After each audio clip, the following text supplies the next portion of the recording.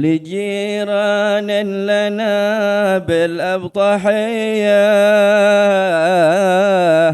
بعثت مع النسيمات التحية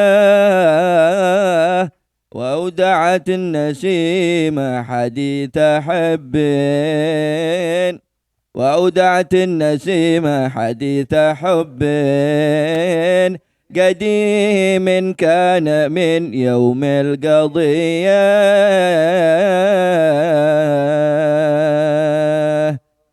دفين في الفؤاد به حياتي إذا صال الفناء على السوية تزمزم للحداة بذكر ليلى وما هي يا فتى بالعامرية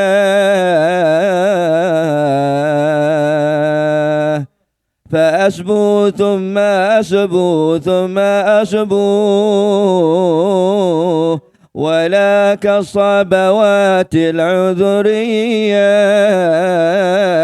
وليست للغواني والأغاني ولا للشهوات الدنيوية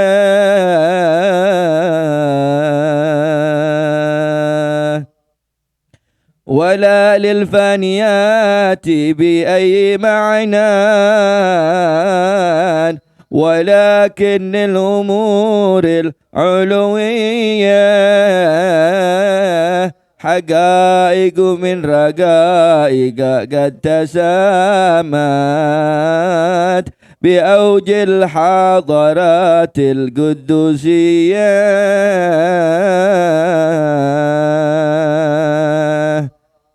مناظر للنواظر من قلوب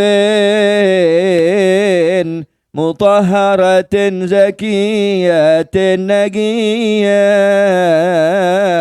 وأرواح تطير إلى علاها بأجنحة الغرام المقعدية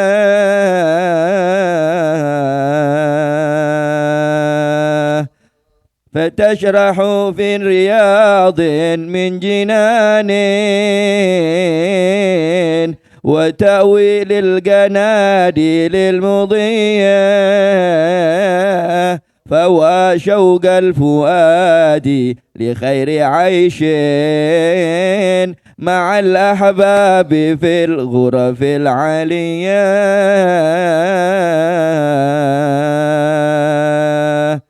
فهو شوق الفؤاد لخير عيش مع الأحباب في الغرف العلية عسى الرب الكريم بمحض فضل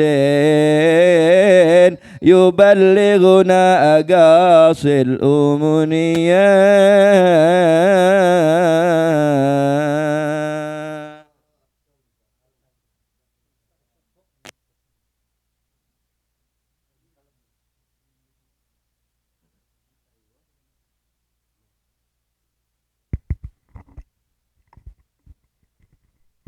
الحمد لله رب العالمين، والصلاة والسلام على سيدنا محمد أشرف الأنبياء والمرسلين وعلى آله الطاهرين وأصحابه الغر الميامين وعلى التابعين لهم بإحسان إلى يوم الدين وعلينا معهم وفيهم برحمتك يا أرحم الراحمين. أما بعد، فالحمد لله الذي جمعنا وإياكم في هذه الصبيحة المباركة على ذكر وعلى محبة وعلى تذاكر في الله عز وجل، وهي همة.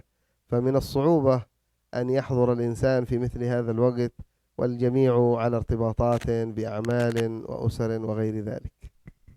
Beliau Al-Habib Zaid bin Abdurrahman bin Yahya memulakan dengan muji kepada Allah Subhanahu wa taala, segala puji bagi Allah Subhanahu wa taala, dan dengannya kita mohon pertolongan daripada urusan dunia dan juga urusan agama. Salawat serta semoga tetap tercurah limpahkan ke atas junjungan baginda Nabi besar Muhammad sallallahu alaihi wasallam, pemimpin penghulu kepada para nabi dan rasul serta ahli keluarga yang suci dan juga sahabat-sahabat baginda Muhammad sallallahu alaihi wasallam dan juga para pengikutnya hingga hari akhirat.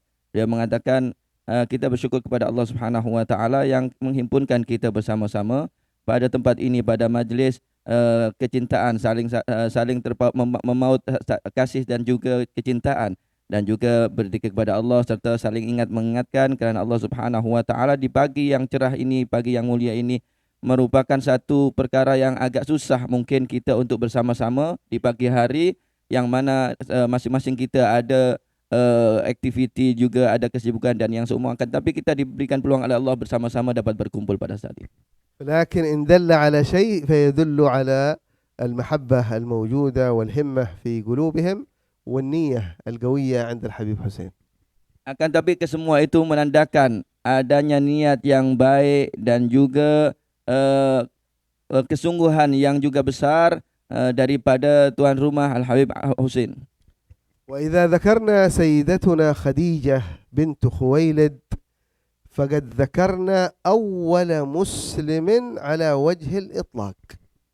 Apabila kita mengingati sosok Sayyidah Khadijah, maka bermakna kita mengingati akan sosok manusia yang pertama kali masuk Islam di atas muka bumi ini. فقد ذكرنا أول من ساند النبي صلى الله عليه وسلم. أول من ساند وعاون النبي صلى الله عليه وسلم بكل ما تملك. Dan disebutkan bahwasanya beliaulah Sayyidah Khadijah orang yang pertama kali menyokong dan mendukung akan dakwah baginda Muhammad SAW dengan segala yang dimilikinya. إذن هي ذراعه اليمين رضي الله عنها. Ibaratnya beliau adalah tangan kanan baginda Muhammad SAW. إذا ذكرنا السيدة خديجة بنت خويلد فقد ذكرنا أحب زوجاته إليه. Apabila kita menyebutkan Sayyidah Khadijah binti Khuwailid, maka kita menyebutkan salah seorang daripada istri terkasih dan tercinta daripada baginda Muhammad sallallahu alaihi wasallam. سيدتنا خديجة بنت خويلد أعلى الله درجاتها ونفعنا بها وبأسرارها، هي من أمهات المؤمنين الذين ذكر الله عز وجل أمومتهم لكل مؤمن ومؤمنة. Beliau Sayyidah Khadijah radhiyallahu taala, semoga kita mendapatkan keberkatan beliau. Beliau adalah sosok wanita yang mempunyai keluasan daripada keilmuan dan pemahaman, dan beliau adalah ibu kepada seluruh umat Islam, orang yang beriman kepada Allah Subhanahu wa taala. ذلك في قوله تعالى وأزواجه أمهاتهم. Allah Subhanahu wa taala menyatakan dalam firman-Nya, dan istri-istri baginda adalah merupakan ibu kepada orang yang beriman. كل زوجات رسول الله أمهات للمؤمنين. Semua istri-istri baginda Muhammad SAW adalah ibarat ibunda kepada seluruh orang yang beriman. وكلهن من أهل البيت الطاهر. Dan kesemua istri baginda adalah merupakan dari bahagian ahli bait baginda Muhammad SAW yang disucikan. لأن الله عز وجل عندما أنزل قوله تعالى إنما يريد الله ليذهب عنكم الرجس أهل البيت ويطهركم تطهيرا، نزلت وسط خطاب الله لأمهات المؤمنين، فما قبلها خطاب لهن وما بعدها خطاب لهن. Maka ketika mana turun firman Allah Subhanahu wa taala bahwasanya Allah ingin untuk membersihkan dan mensucikan kepada ahli bait baginda Muhammad sallallahu alaihi wasallam, ketika itu turun di tengah-tengah Allah Subhanahu wa taala menyebutkan juga dalam ayat yang sebelumnya tentang istri-istri baginda Muhammad sallallahu alaihi wasallam, yaitu ibunda kepada seluruh orang-orang yang beriman. وأما دخول سيدنا علي والسيدة فاطمة والحسن والحسين في مفهوم أهل البيت هذا وفي هذه الآية الكريمة فلإدخال النبي لهم وقوله اللهم هؤلاء أهل بيتي فأذهب عنهم الرجس وطهرهم تطهيرا. Adapun termasuknya Sayyidina Ali dengan Sayyidah Fatimah dengan Sayyid Hasan dan Husain di dalam makna ahli keluarga baginda Muhammad SAW, maka itu disebabkan karena sabda baginda Muhammad SAW ketika mengajak masuk mereka bersama-sama ke dalam baginda yang bersama dengan baginda Muhammad SAW, Nabi mengatakan, ya Allah, mereka ini juga daripada ahli keluargaku. لم يدخلهم فقط بل أرادت السيدة أم سلمة أن تدخل في الكساء قال أنت على خير لكن هذا الكساء خاص بهؤلاء. Bahkan bukan hanya memasukkan mereka saja, akan tapi bila mana orang lain ingin masuk, Ummu Salamah ketika itu ingin masuk ke dalam di dalam kain selendang yang ditutupkan oleh baginda Muhammad SAW, Nabi mengatakan, wahai Ummu Salamah, engkau tetap di tempatmu, engkau adalah orang yang baik, akan tapi ini adalah lingkup orang-orang yang khusus. إذا ذكرنا السيدة خديجة فذكرنا المرأة أو الإنسان الوحيد الذي أنزل الله عز وجل جبريل ليبلغه سلام الله عليها. Dan juga bila mana kita mengingati Sayyidah Khadijah, kita mengingat sosok wanita satu-satunya yang mana Allah Subhanahu wa taala menyampaikan salam langsung melalui perantaraan malaikat Jibril kepadanya. نفقة سيدتنا خديجة تفوق الخيال، فقد أنفقت كل تجارتها في دعوة رسول الله صلى الله عليه وسلم. Infak yang dikeluarkan oleh Sayyidah Khadijah di atas bayangan kita, yang mana beliau Sayyidah Khadijah menginfakkan dan mengorbankan semua daripada harta dan perniagaannya untuk dakwah Rasulullah sallallahu alaihi wasallam. عندما صار الحصار صارت مع رسول الله والصحب الأكرمين لا تجد ما تأكل. Ketika mana Nabi sallallahu alaihi wasallam dipulaukan, Sayyidah Khadijah pun ikut serta bersama baginda Muhammad sallallahu alaihi wasallam. Beliau juga tidak mendapati apa-apa makanan yang boleh untuk dimakan di tempat pemulauan tersebut. عندما توفيت وتوفي عمه صلى الله عليه وسلم أبو طالب سمى نبينا ذلك العام عام الحزن. Ketika Sayyidah Khadijah meninggal dunia, yang kemudian juga disertai pakcik baginda yang bernama Abu Talib, Nabi SAW menamakan tahun itu dengan Amul Huzun, yakni tahun kesedihan. قال صلى الله عليه وآله وسلم كمل من الرجال كثير ولم يكمل من النساء إلا 4 وعد منهن خديجة وفاطمة ومريم وآسيا.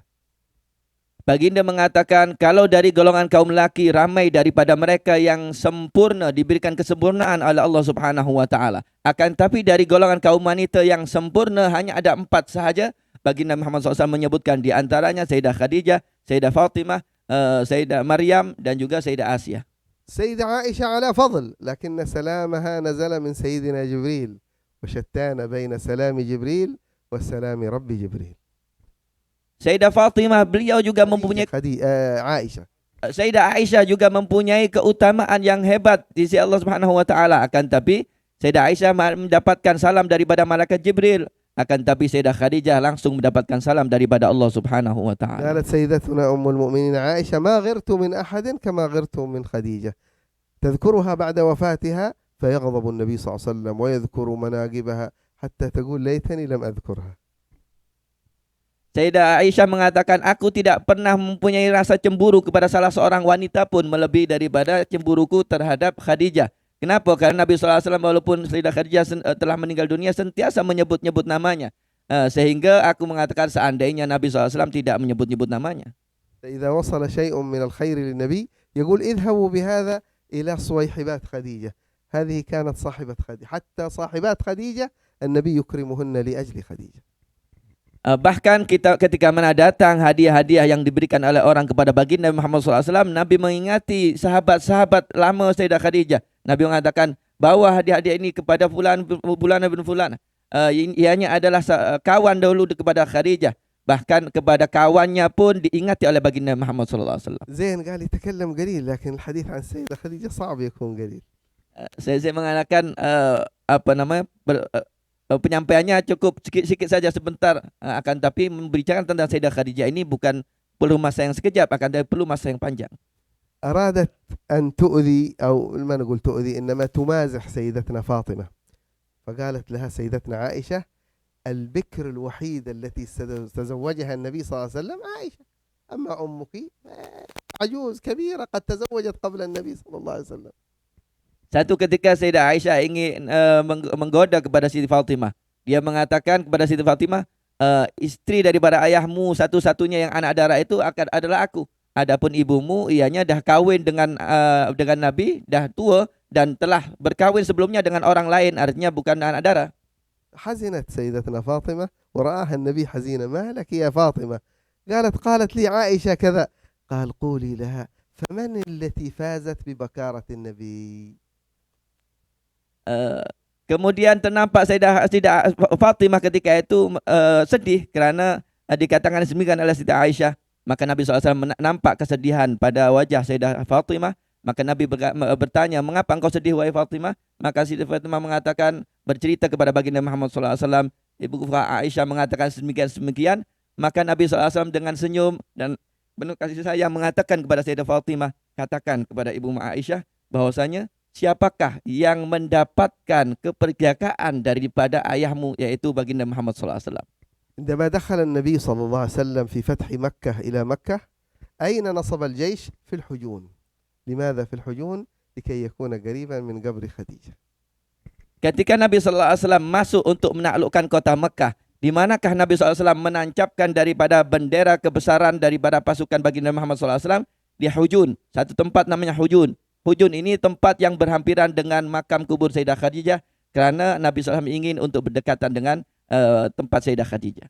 ونختم بمدح أحد علمائنا ومشايخنا الحبيب عبد القادر الخرد صاحب جدة، يقول في السيدة خديجة: علوتي، أي رفع الله مكانتك، فلم تدرك مقاماتك الكبرى. من النساء بيصلها سلام من الله عز وجل، فلم تدرك مقاماتك الكبرى: نصرتها للدين، محبتها للنبي، دعمها للإسلام، أول من أسلم، سلام الله. علوتي فلم تدرك مقاماتك الكبرى، فغيرك لا تدعى وإن عظمت، لو ما امتلكت كل شيء، لو ترقت في كل المقامات، فغيرك لا تدعى وإن عظمت كبرى. ما عندنا كبرى إلا خديجة. Dan di antaranya daripada ulama kita yang memuji kepada Sayyidah Khadijah, Al-Habib Abdul Qadir Al-Khirid, yang di Jeddah beliau mengubah syair puji-pujian kepada Sayyidah Khadijah. Beliau mengatakan, sesungguhnya pangkat dan derajatmu sangat-sangat tinggi di sisi Allah Subhanahu wa taala, yang tak dapat untuk dicapai oleh sesiapapun daripada kaum wanita. Kerana ketinggian derajatmu lah, engkau dahulu merupakan orang yang pertama kali masuk ke dalam Islam. Engkau orang yang membantu dengan sepenuh daripada kekayaan dan hartamu kepada perjuangan baginda Muhammad SAW. Engkau orang yang betul-betul mencurahkan kecintaanmu kepada baginda Muhammad SAW, dan banyak lagi daripada apa yang dikorbankan oleh Sayyidah Aisyah, Sayyidah Khadijah. Akan tetapi, kalaulah ada wanita yang lain yang mereka mempunyai keutamaan tidak sebanding dengan keutamaanmu, dan tak ada satu pun dari wanita yang disebut dengan gelaran Al-Kubra kecuali engkau, wahai Sayyidah Khadijah. هذا البيت الأول من قصيدة 30 بيتا أو أكثر. Ini adalah pujian berupa satu rangkap bait sahaja daripada lebih 30 bait yang diungkapkan oleh beliau Al-Habib Al-Qadir. وقد ألف في سيرتها كثير من العلماء مجلدات. Dan banyak ramai daripada ulama mengarang daripada sirah sejarah kehidupan Sayyidah Khadijah dengan berjilid-jilid. لكن ما تذكرناه قطرة من بحر فضائلها وسيرتها ومناقبها. Akan tapi yang kita sebutkan sekarang ini adalah setetes daripada lautan kebaikan dan juga daripada sejarah sirah kehidupan beliau. Sallallahu ala sayyidina Muhammadin wa ala alihi walhamdulillahi rabbil alamin. Kita nak buka untuk beberapa soalan.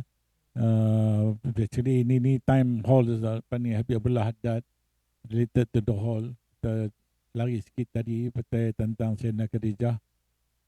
Tapi kalau boleh itu can be any question lah. Any question ya, apa-apa soalan yang ada tolong majukan terus insya-Allah.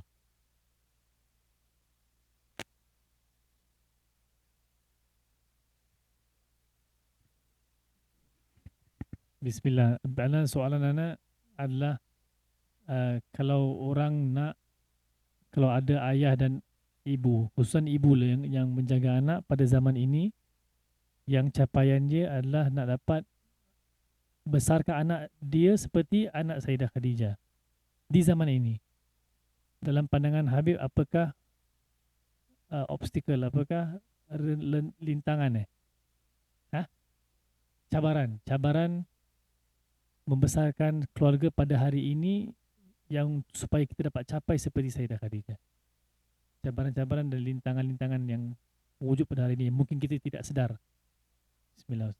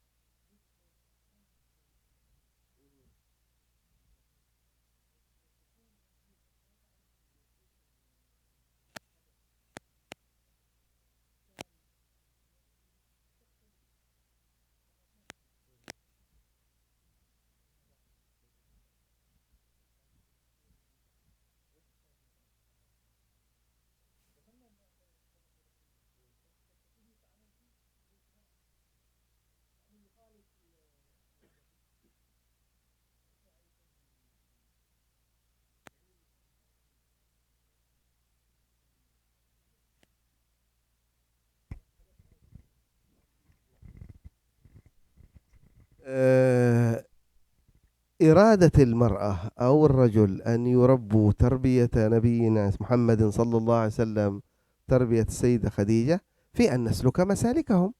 يقول صاحب عقيدة جوهرة التوحيد: وكل خير في اتباع من سلف، وكل شر في اتباع من خلف.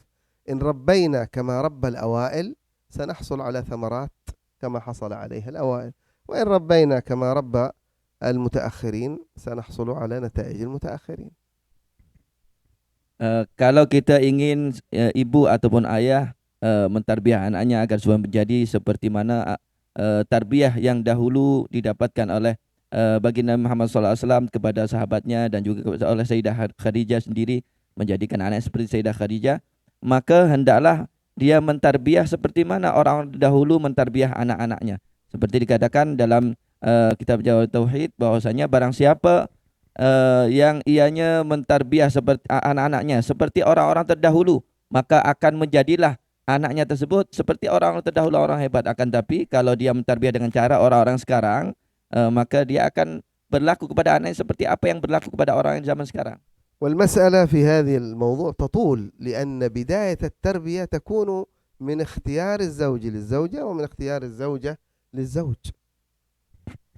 Dan untuk masalah membicarakan masalah tarbiyah ini adalah permasalahan atau perbincangan yang sangat panjang. Bermula lagi dari pilihan pasangan, dari seorang lelaki ingin mencari istri, macam mana cara memilihnya, ataupun sebaliknya seorang wanita ingin mencari suami seperti apa. ومن نية كل من الزوجين في الزواج. Bahkan daripada niat awal mula daripada kedua ini atau antara lelaki atau perempuan di dalam niat mereka ingin berkahwin. ثم من نية كل منهما في المعاشرة. Kemudian niat masing-masing daripada dua pasangan ini ketika mana dah menjadi suami istri di dalam bermuasyarah. ثم بعد ذلك للذكر ولسلوك الأبوين أثر على حملهما. Kemudian seterusnya adalah di dalam perjalanan hidupnya yang baik dan juga bersuluknya dan juga adab yang dilakukannya dalam kehidupannya membawa kesan kepada anak yang akan datang hamil kepada istrinya. ثم بعد الولادة من الأذان وما يتلوه إلى أن يحسن التربية. فالمسألة ليست هينة، وقد ذكر الإمام الحداد أطرافا من هذا في كتابه سبيل الادكار، وأشار إلى أن التفصيل في كتاب رياضة الصبيان للإمام الغزالي. Dan selepas kelahiran anaknya dengan diadzankan dan juga dilakukan adab-adab seperti mana yang disebutkan oleh para ulama, sampailah ianya membesar dengan baik, maka perbincangan atau membahas tentang hal yang sedemikian ini adalah perlu masa yang panjang. Yang sedemikian pun disebutkan secara oleh Imam Abdullah bin Al-Haddad dalam kitab Sabil Idtikar, dan yang lebih luasnya lagi disebutkan di dalam kitab Riyadhus Sibyan yang dikarang oleh Imam Ghazali. لكن الآن قد قطعنا أشواطا في الزواج وفي الأولاد، ما الحل؟ الآن وقد تزوجنا وقد أنجبنا الأولاد، ما الحل السريع؟ Akan tapi sekarang ini keadaannya kita dah kahwin, dah bahkan punya anak, ada besar-besar anaknya. Apa sekarang solusi untuk kita? أن نحاول أن يعني نتدارك في تربيتنا وفي توجيهنا له، وأن نبتهل إلى الله عز وجل في إصلاح شأنه. Tetap artinya kita kena berusaha untuk menggapai apa yang termampu daripada usaha kita di dalam mentarbiah anak kita. Selebihnya kita bermunajat memohon kepada Allah Subhanahu wa taala untuk memperbaiki urusan mereka. فدعاء الأبوين مستجاب. Karena doa dua ibu bapa itu kepada anaknya adalah mustajab. أي لولدهما أو ابنتهما. yakni doa untuk anaknya lelaki ataupun perempuan. ويعين الآباء أبناءهم على البر بأن لا يشددوا عليهم. Dan hendaknya ibu bapa juga membantu kepada anaknya untuk dapat berbakti kepadanya dengan cara apa? Tidak terlampau sangat menekan kepada anak-anak tersebut. والله يتولى أولادنا وبناتنا بالخير ويصلح.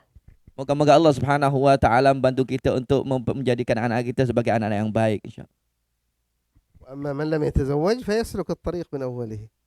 Kalau yang belum berkahwin, maka caranya dari awal tadi menempuh jalan daripada sebelum perkahwinan dengan niat-niat yang baik.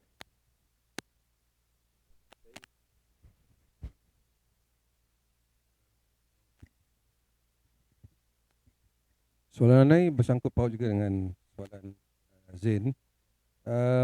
Dulu jarak antara satu generasi ke satu generasi 30 tahun. Sekarang jarak satu generasi ke satu generasi 10 tahun.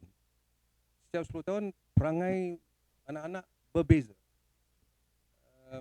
Macam sekarang ni kita diajar tak kena buat anak sebagai kawan, tak boleh marah, tak boleh itu. Tapi apakah batasan nasihat macam tu?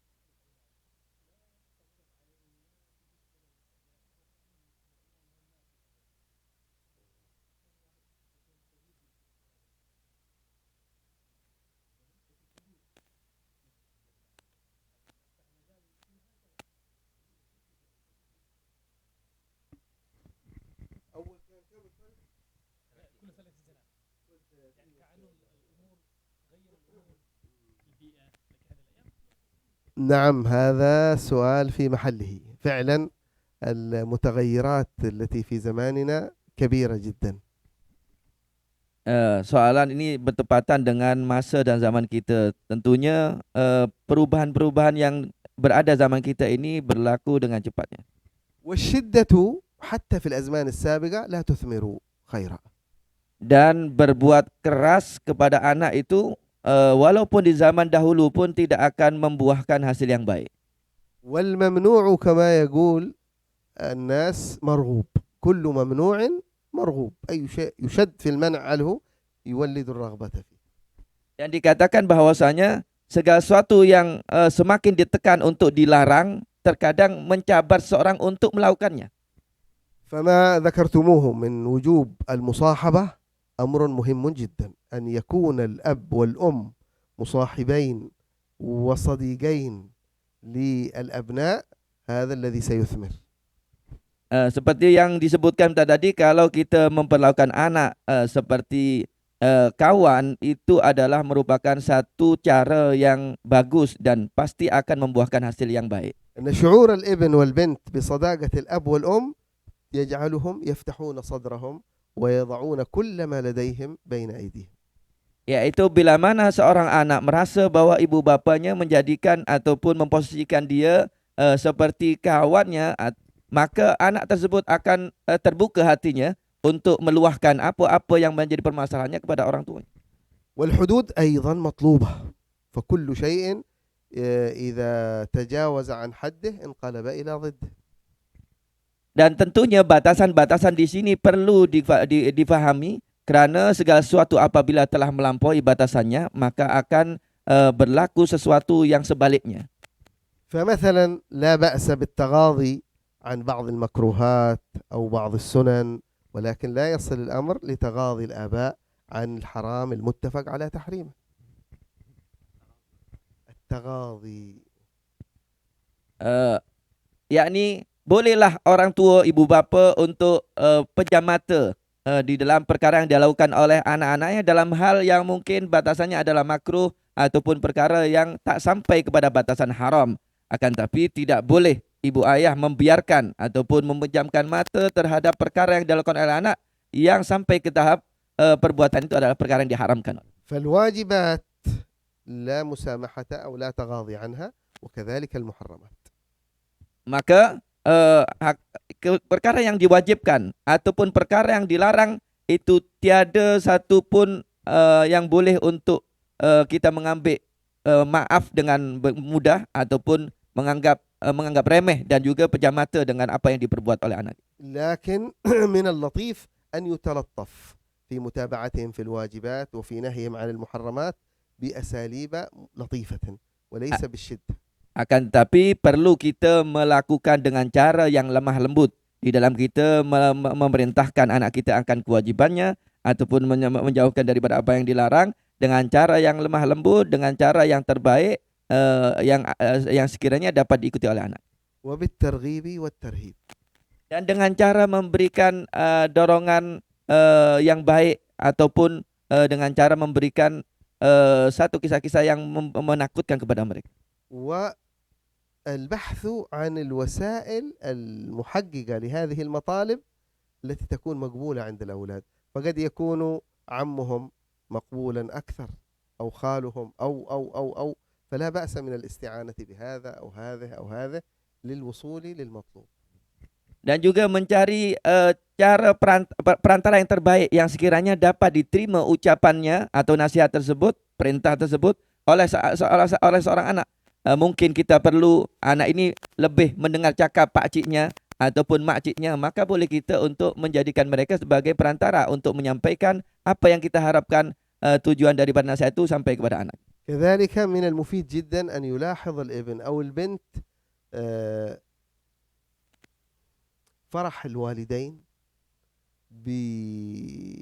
باستقامتهما وانزعاجهم من عدم الاستقامة بهدية، بابتسامة، بطلاقة وجه، كل ذلك يؤثر. ليس بالضرورة المال، إنما المال يؤثر، ولكن المهم أن يشعر أن الأب والأم لا يسعدهما في الدنيا إلا استقامة أبنائهم.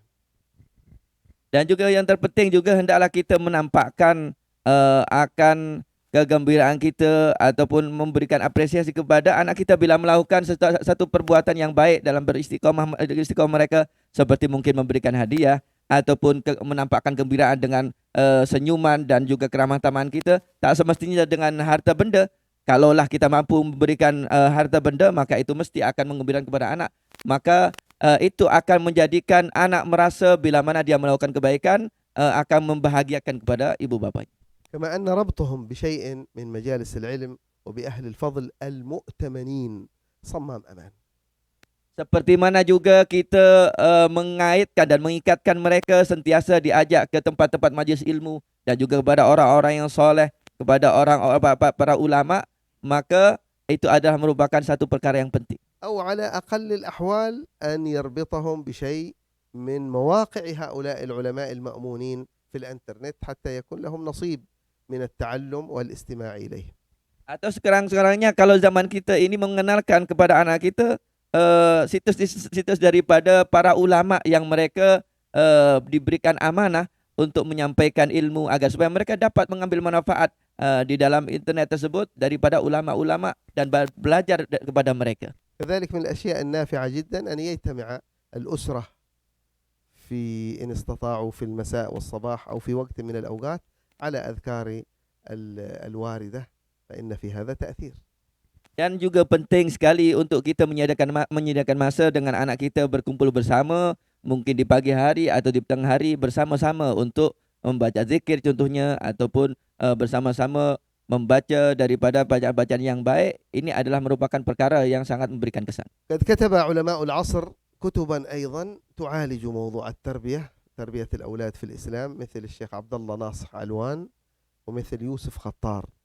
لا أدري إن كانت هذه الكتب قد ترجمت إلى الملايو فأرجو أن تطالع ففيها فوائد كثيرة. Dan ada juga ulama-ulama di zaman kita ini yang mereka mengarang tentang pentingnya cara mentarbiah anak dan yang semua seperti mana Syekh Abdullah Nasih Alwan, Syekh Abdullah Nasih Alwan dan juga هذا كتاب في مجلدين. الشيخ يوسف خطار كتاب في مجلد واحد. Dan juga ada Syekh Yusuf Khattab, beliau kedua-duanya mempunyai karangan kitab 2 jilid. Mungkin ada terjemahan Melayunya, boleh kita untuk merujuk dan mengkaji tata cara tersebut. Wallahu a'lam.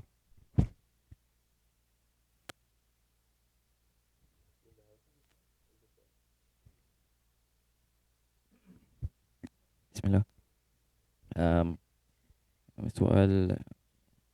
Soalan saya tentang adab. Sami'at qala ba'du ulama adab baina ahbab laisa adab. Bahina ahbab laisa adab. Maksudnya adab antara orangnya yang dicintai lah, maknanya tak tiada adab. Maknanya ada okey, so dari segi itu ia membebaskan kita lah untuk jadi diri sendiri. Tapi ada juga yang macam rasanya tanpa adab boleh hilang segalanya juga. Jadi ada juga yang kita boleh nampak, contohnya dengan orang-orang luar, okey kita beradab, tapi di rumah dengan family teruk pula perangai. Jadi macam mana kita nak handle atau balance keduanya ini? Soalan kedua, kalau kat rumah macam sebab kita jadi paling teruk sekali lah, sebab kononnya tak ada adab antara macam so yang mana satu adab bahina yang adab antara orang yang dicintai itu, kononnya tak ada adab boleh jadi diri sendiri, tapi still kena ada juga macam fikir kena paling beradab sekali lah, contohnya dengan ibu ke dengan orang yang disayangi, kita kena paling beradab ke tak?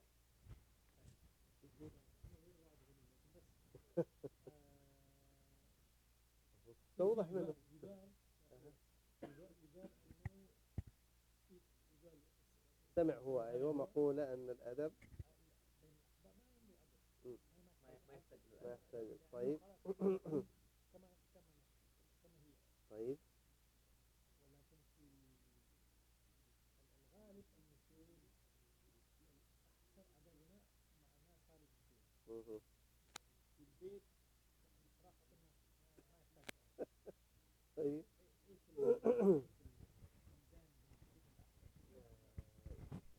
محمد رسول الله صلى الله عليه وسلم. نبينا صلى الله عليه وسلم قال أدبني ربي فأحسن تأديبي. الأدب مطلوب في كل وقت وفي كل مكان ومع كل إنسان. Untuk masalah adab ini dikatakan bahwasanya Nabi SAW menyatakan adaban rabbi fa ahsana ta'dibi. Allah Subhanahu wa taala Tuhanku mengajarkan adab kepada aku, maka menjadilah adabku adalah sebaik-baik adab yang dimiliki. Maka adab ini diperlukan di setiap keadaan dan di setiap zaman. فلا بد للأبناء من أدب مع آبائهم وأمهاتهم وهم أحب الخلق إليهم. Tentunya seorang anak perlu beradab kepada kedua ibu bapanya, sementara ibu bapa itu adalah orang yang paling dikasihinya. ولا بد من أدب للزوجة مع زوجها وللزوج مع زوجته وهم أيضا متحابين. Dan tentunya perlu beradab antara suami dengan istri dan sebaliknya istri kepada suami, karena keduanya saling mencintai. ولكل إنسان مع صديقه مع خاله مع عمه مع جده مهما كانت أسباب الصلات والمحبة فلا تلغي الأدب. Begitu juga seorang kawan dengan kawannya, anak dengan seorang dengan pakciknya, dengan atuknya, dengan apapun hubungan kita, walaupun hubungan itu rapat dan juga terjalin dengan kasih sayang, diperlukan adab di dalamnya. لكن مقصود هذه العبارة إن صحت عن أحد أن الأدب مع الغريب غير الأدب مع الحبيب والقريب. Akan tapi kalau ada istilah ungkapan yang disebutkan tadi, bahwasanya beradab dengan orang lain berbeza dengan adab kita dengan orang yang telah bersama dengan kita, orang yang kita kasih dari ahli keluarga kita. فمثلا أنت تتأدب مع ضيفك بأن تلبس كل لباسك في استقباله. Contohnya kalau kita beradab menjamu tamu kita orang lain, maka kita akan menjamunya dengan pakaian yang rapi, yang sempurna. لكن تخففك من اللباس مع والدك ووالدتك ليس من العيب ولا من قل الأدب. Akan tapi kalau kita melepas baju hanya mungkin baju dalam sahaja bila mana kita di rumah di hadapan ibu bapa ayah kita, mungkin itu bukan termasuk perkara yang meninggalkan adab. هذا معنى أو يكون المعنى أن القريب والحبيب ولو أساء فإنك تتغاضى ولا تعده سوء أدب منه لأنه محبوب إليك. Atau juga boleh dimaknakan bahwasanya orang yang dah saling mencintai itu mungkin kalau berlaku sesuatu yang kurang daripada adabnya, maka pasangannya atau orang yang dikasihnya itu akan meridhokannya dan merelakannya. ولذلك سيدنا أبو الحسن الشاذلي له دعوة عجيبة يقول اللهم اجعل سيئاتنا سيئات من أحببت سيئاتنا سيئات من؟ ولا تجعل حسناتنا حسنات من أبغض، لأن حسنة من أبغضه الله لا تنفعه، أما سيئة من أحبه الله يعفو عنها. فلذلك يكون المعنى من هذا الوجه. Sebab itu di antara doa Imam Syekh Abdul Hasan Asyadili, satu doa yang sangat-sangat menarik. Beliau berdoa dalam doanya, ya Allah, jadikanlah dosa ataupun kesalahan-kesalahanku itu adalah seperti mana kesalahan para kekasihmu, kesalahan orang yang kau kasihi. Dan jangan jadikan daripada kebaikan-kebaikan yang aku lakukan ini adalah seperti mana kebaikan orang-orang yang kau benci. Bermakna kalau keburukan atau kesalahan orang yang dikasihi oleh Allah Subhanahu wa taala pasti akan dimaafkan dan diampunkan oleh Allah Subhanahu wa taala. Berbeza dengan kebaikan orang yang dibenci oleh Allah, tidak akan bermanfaat baginya. ولذلك لما تكلم بعض الصحابة على أحد الصحابة الذين شهدوا غزوة بدر قال له النبي وما أدراك لعل الله اطلع على أهل بدر وقال اعملوا ما شئتم فقد غفرت لكم. إذن هذا ليس إسقاط للأدب ولكن تجاوز ومسامحة إذا لم يعمل بالأدب. Sebab itulah ketika mana ada salah sahabat yang berkata-kata yang kurang baik kepada sahabat Nabi SAW yang lain yang mengikuti dalam perang Badar, maka Nabi menegur kepada sahabat tersebut, apa yang menjadikan engkau tahu mungkin sahabat itu yang mempunyai bersalah ketika itu yang mengikut perang Badar, Allah Subhanahu wa taala telah ampunkan disebabkan kerana ianya mengikut dalam perang Badar. Maka kalau kita mungkin melakukan bersama dengan orang-orang yang kita kasihi daripada adab yang mungkin kita turunkan tidak seperti mana yang biasanya, karena mereka menggugurkan daripada tuntutan atau hak adab tersebut kepada kita atau sama kita. هذه محاولة لتوجيه العبارة وإلا هي ليست آية ولا حديث ولا حتى قاعدة صحيحة. Ini mungkin yang boleh kita terjemahkan ataupun kita maknakan daripada kemungkinan ucapan yang dipertanyakan tadi, walaupun ianya bukan daripada hadis ataupun daripada kaedah-kaedah yang mungkin ianya dibenarkan. Wallahu a'lam. ربنا آتنا في الدنيا حسنة وفي الآخرة حسنة وقنا عذاب النار.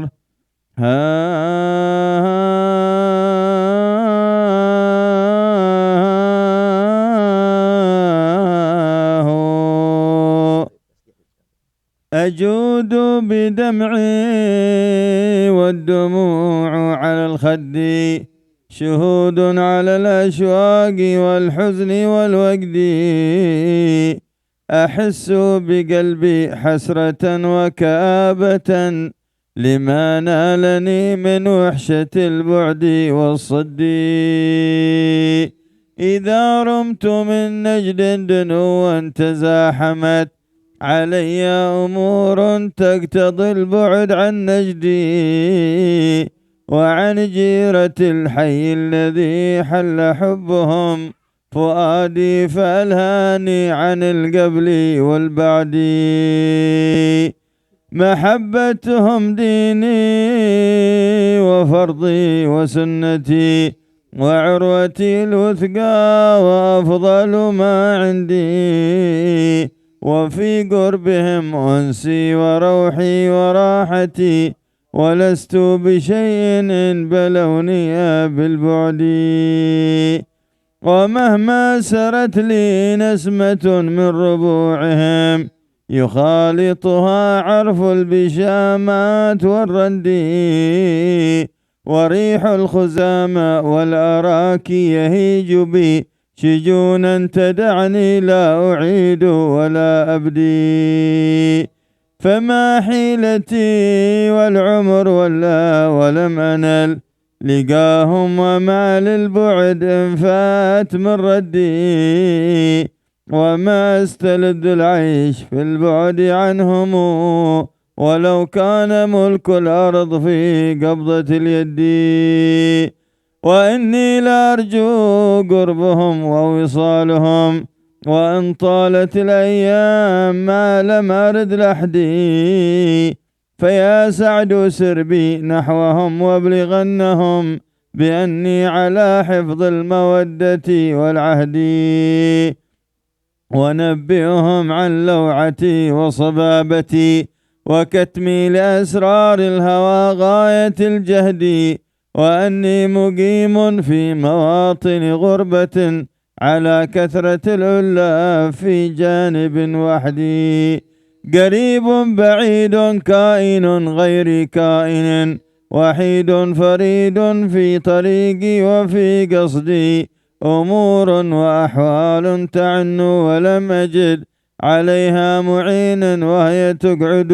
بالفرد، فكل معين عندهم فلعلهم يمن بجمع الشمل فضلا على العبد، فيا ليت شعري هل أزور خيامهم سحيرا على حال المسرة والود، وهل تجمع الأيام بيني وبينهم، وهل بعد هذا البعد يا سعد ما يجدي، أرجي ولي ظن جميل بخالقي تعالى عظيم المن مستوجب الحمد، إله البرايا كلها ومليكها تنزه عن شبه ومثل وعن ند، والحمد لله رب العالمين.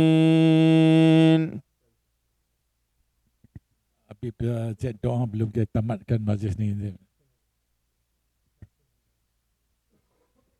بسم الله الرحمن الرحيم. الحمد لله رب العالمين. اللهم صل وسلم على سيدنا محمد وعلى آل سيدنا محمد. ربنا آتنا في الدنيا حسنة وفي الآخرة حسنة وقنا عذاب النار. ربنا لا تزغ قلوبنا بعد إذ هديتنا وهب لنا من لدنك رحمة إنك أنت الوهاب. اللهم اجعل جمعنا هذا جمعا مرحوما، وتفرقنا من بعده تفرقا معصوما، ولا تجعل فينا ولا منا ولا معنا ولا بيننا شقيا ولا محروما. اللهم إنا نسألك أن تبارك في هذه الدار وفي صاحبها الحبيب حسين، وفي أولاده وفي أهله وفي ذويه وفي ذريته وفي أحبابه وفي الحاضرين أجمعين، وأن تجعل دياره وديارهم من ديار النور ومن ديار السعادة ومن ديار الإيمان ومن ديار اليقين ومن ديار القرآن ومن ديار الذكر ومن ديار الصالحين، ومن الديار التي تتردد عليها أرواح الصالحين وأرواح الملائكة. اللهم إنا نسألك أن تغمسنا وإياهم في بحار كرمك وفي بحار جودك وفي بحار إسعادك، وأن تسعدنا بالسعادات الكبرى في الدنيا والأخرى، وأن تشفي مريضنا وتعفو عن زللنا وتغفر خطايانا وتستر عيوبنا وتكرمنا بما أنت أهله، وتتقبل دعواتنا وتعجل بالإجابات، تصلح لنا جميع الحالات في الحياة وبعد الممات، وتحسن ختامنا، وتجعل مجتمعنا في أعلى فراديس جناتك من بركات ثمرة هذا الاجتماع، وأن تديم لنا الخيرات وتديم لنا النعم، وتبارك في الأولاد وتبارك في البنات وتبارك في الحاضرين أجمعين، وتصلح أمة الإسلام وتصلح أمة الإسلام في مشارق الأرض ومغاربها، وتنصر المجاهدين منهم في فلسطين وغيرها، وأن تجمع لنا كل خير، وأن تجمع لنا ما تفرق في نيات أهل الفضل وفي نيات أهل النور وفي نيات أهل الصلاح، وأن تسلك بنا في مسالك السابقين من أسلافنا، تحنن أرواحهم الشريفة علينا. النبي محمد صلى الله عليه وسلم. الفاتحة. اللهم صل وسلم وبارك عليه وعلى آله. بسم الله الرحمن الرحيم. الحمد لله رب العالمين الرحمن الرحيم مالك يوم الدين، إياك نعبد وإياك نستعين، اهدنا الصراط المستقيم صراط الذين أنعمت عليهم غير المغضوب عليهم ولا الضالين آمين. اللهم آمين. Ana berterima kasih sangat-sangat dengan majlis ini, minta maaf semua taking advantage of Habib Z and the short time that we have. Dan terima kasih banyak kepada Habib Rahman Haddad, Habib Ali Abshi, Habib Ali Bersagaf, Musab, dan terutama Habib Z. Cuma curi pahala lah, kalau insyaAllah. Itu saja. Minta maaf apa kekurangan. Meanwhile, kita akan makan di sini, ada VIP makan dalam, the men kat luar, dan kat luar tu the ladies at the back insyaAllah. So apa yang ada lah insyaAllah. Minta maaf kepada kekurangan.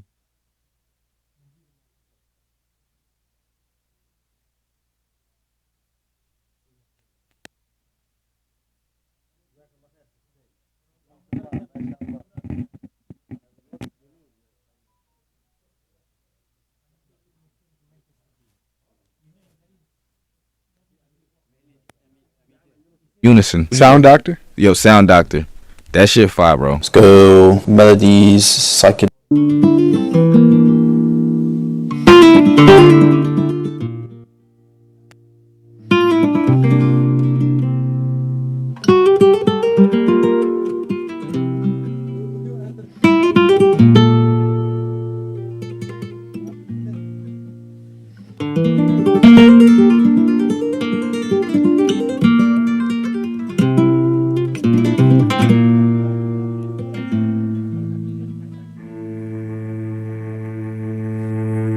اللهم صل